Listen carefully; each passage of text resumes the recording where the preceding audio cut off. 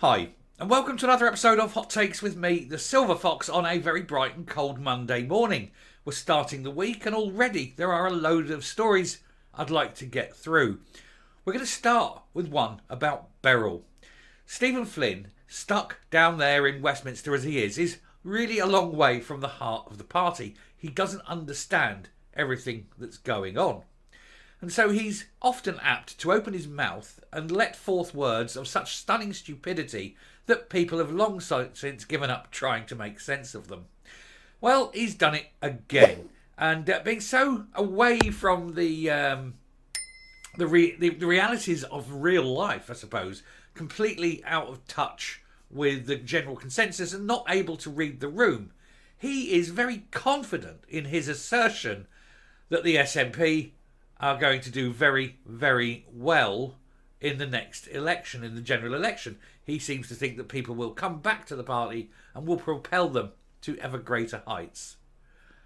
I don't know what he's on, but I'd certainly love some of it because life, in his mind, must be fantastic. Let's have a look at how out of touch Stephen Flynn truly is. Here goes. So, tone deaf, and I would say out of touch, Stephen Flynn confident of a general election success, despite the polls suggesting the SNP will lose the majority of SNPs. The man either is stupid, always a possibility, deliberately out of touch, also a possibility, or just plain lying to try and boost his party's image, also a possibility. So you have to wonder what is actually wrong with him. And I just think it's a mixture of all three. But he's certainly not in any way living in the real world if he believes it. And if he doesn't believe it, then he's just quite clearly a liar. So what is it, Stephen? A fool or an idiot or a liar? You choose. Either way, it seems that you're unfit for office. Anyway, Stephen Flynn has been labelled tone deaf after suggesting that the SNP is confident of success in the general election. It's not confident of success in passing its next bill through Holyrood. The SNP knows it's done. It's a busted flush. Anyway, his party were accused of focusing on Skexit to distract from the woeful record in government where every single policy that this Parliament's put up has failed. Every single one. But this is what happens when you get leadership by the stupid, leadership by the corrupt. Because it is a mixture of both, really, isn't it? The SNP's Westminster leader was speaking on BBC Scotland's Sunday show in response to shock new polling, which suggests that he would lose the majority of his MPs next time the UK goes to the polls. I mean, probably, and from the polls we're seeing, at least half, if not worse, for the SNP. And it is just... the very fact that he believes he's going to do well is either, like I say, is either delusional or he is, trying to be, to lie, basically, to talk up his party's hopes in the vain hope that those stupid people who vote for the SNP will continue to be stupid and to vote for the SNP. But everyone knows the gig's up. It's done, isn't it? From current polling, the party would drop from 43 seats to just 19, as Labour drew neck and neck with them on 35%. And of course, this would also help the Tories, strangely enough, because you're going to pull votes away from the SNP to Labour. And assuming Reform don't screw it up in Scotland, the Tories could take a few SNP seats. Of course, the trouble with Reform is that they are going to give the Tories that are pro-union, pro-common sense, slightly on the right of centre, somewhere to vote that isn't what is now seen as a worn-out Tory party. So there's a lot of splits. Scottish politics at the moment is so riven between the break on the left, the break on the right, and the division between the various nationalist parties, and the division between everybody and common sense. There is this very strange, almost gelatinous politics. I think it's something that hasn't been seen for many a long year. There's no simple one at first and second anymore. It is going to be an absolute rainbow of parties. but it will be dominated, of course, by Labour and the SNP. But the whole thing is almost unpredictable. It's that chaotic with the number of different options available. It's good. It is absolutely good. Makes it hard to predict. But in terms of who can do what to what and how a little change here can butterfly affect a much larger vote somewhere else, it's fascinating, really. Anyway, a survey by Redfield and Wilton on Friday put them on that total. That was being the 43 seat, from 43 down to 19 seats. With the Tories on 17% and the Lib Dems on 9%. Anna Sawal's party would take more seats due to the voting system and most of its votes being in the central belt, with it gaining 27 from just 2 currently. And that, of course, would put the SNP into a minority position, and that would mean the almost certain resignation of Humza Yousaf, for which Scottish politics would benefit greatly, regardless, I think, of your view. Certainly within the SNP movement, there's a lot of people who sit and think that he is not the right leader, because he's not a leader. It's quite clear that there is a taste for change, so we say. There is an appetite for a new leader. There is dissent, certainly, among the ranks. Mr. Flynn, though, still believes that the SNP can win the election, because he's off in cloud cuckoo land, isn't he?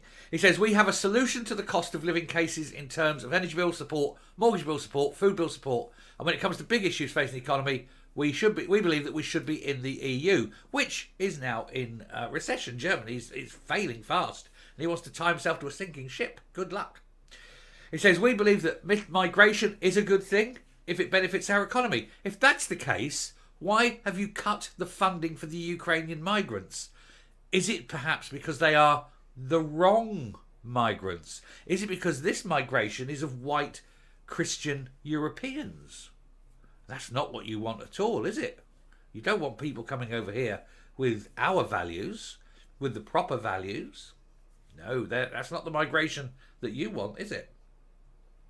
He says, when it comes to energy policy, now remember, this is a country rich in energy and they want to close down the oil industry. So the moment they start talking about energy policy, you know they're full of shit. It says, when it comes to energy policy, he says we need to be doubling down on net zero because Scotland has natural resources which can ensure the people who live in Scotland aren't in fuel poverty. Yes, you have. You've got lots of natural resources. One of them is millions of fucking gallons of oil, you dick, which will last a long time. Also, all the natural gas. What you don't have in plentiful supply, of course, is sunlight. But hey ho. He added, all those policies, those rich policy areas, we're going to stand up for Scotland's values and seek to protect our future. If it would make a change if you stood up for Scotland's values and not the SNP's perverted values, not the values where you want to remove children from parents because the parents care about their children, not the values where you want to let people under 25 be able to do terrible things to children and walk the streets. That's SNP values, but it's certainly not Scotland's values. But it is the values of the average SNP voter. But then we all know that they're all thick. They all want this kind of thing. They all want their children sexualised. They also want all their children to die of cancer.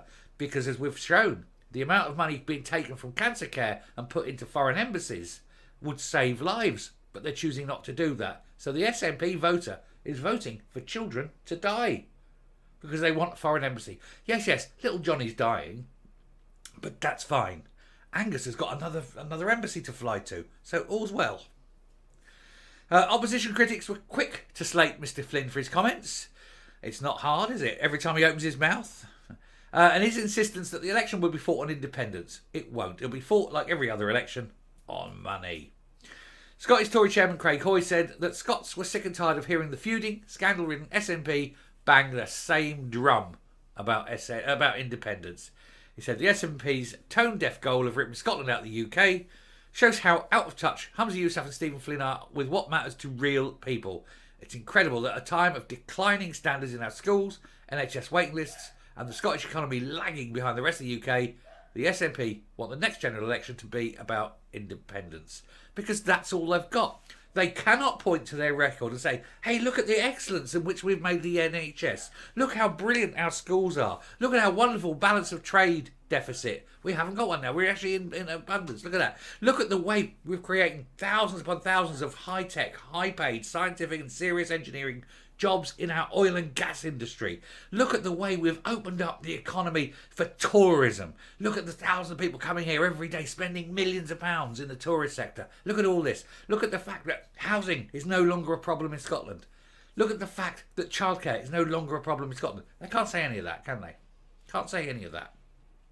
Why? Because they've destroyed everything. 17 years of rampant destruction. And thankfully people are opening up their eyes. Yes, there's still the very stupid people who will vote for the SNP and will still defend the indefensible and will still happily, I suppose, hand their children over to be sterilised rather than going to jail. And that's fine, that's up to them. But thankfully the majority have had enough. And the majority are saying no. And they're bringing back decency. Coming up. Poor old Stephen, you know, he lives in a world of his own making. It's not real. He's totally divorced from reality. But then, if he actually looked at the true reality, it would drive him mad, wouldn't it? A failing party, devoid of support, membership falling, no corporate sponsors, facing obliteration in the polls, and where the most people in Scotland actually stand against what his party stand for, independence. So it's no wonder, given that reality for him is so awful, he wants to live in a little make-believe land of pixies and unicorns. Never mind. Poor old Beryl. He'll get better one day.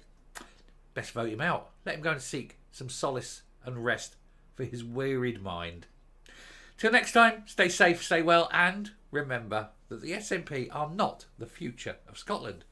That would be hell. Till next time, bye.